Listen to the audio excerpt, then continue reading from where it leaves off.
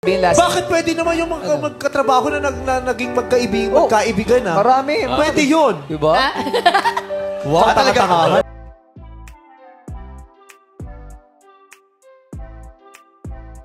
Tila inamin ni Chinita Princess Kim Chiu na si Paolo Avellino ang taong nagpapasaya sa kanya ngayon. Ito ay matapos mapagkaisahan muli ni na Vice Ganda at ng ilang It's Showtime host si Kim. Napag-usapan kasi ng mga Showtime host ang tungkol sa pamahiin. Dahil naman dito ay agad na kinontra ni Kim Chiu ang mga ganitong paniniwala.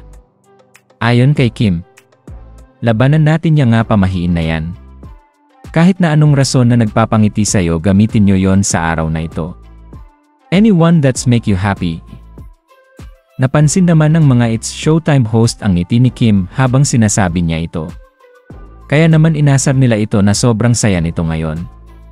Agad naman na pinutol ni Kim ang usapan para hindi na siya makorner ng kanyang nga kapatid sa Showtime. Sa kabilang banda, hindi pa nga dito natapos ang pambubuking ng Showtime fam kay Kim. Sa segment niya na tawag ng tanghalan ay tila may parinig si Vice Ganda tungkol kina Kim at Paolo.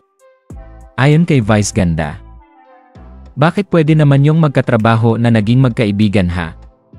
Pwede yon sabay tingin kay Kimi. Napahan na nga lamang si Kim Chiu at natawa sa sinabi ni Mem Vice. Samantala alam naman na ng Kim Pao fans na si Paolo Avellino ang dahilan kung bakit napakasaya ngayon ni Kim Chiu. Hindi naman kasi lingid sa kaalaman ng lahat ang pagiging sweet ng dalawa mapa on cam at off cam. Sa katunayan makailang beses na rin nagpapalitan ng sweet message ang dalawa sa social media.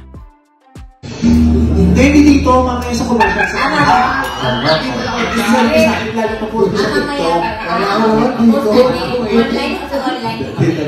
Lights, and camera, action.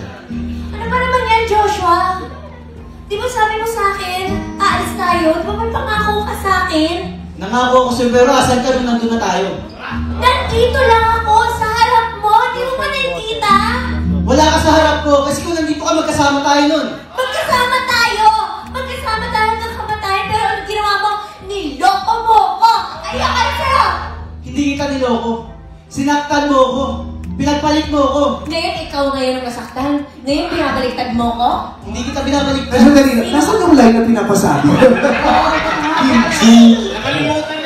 Wala siyang kwentang boyfriend. Sa dami ng lagi gusto sabihin, yung mga dapat niya sabihin, hindi gusto sabihin. Award-winning ang ating na mga charming na chikinig dito sa...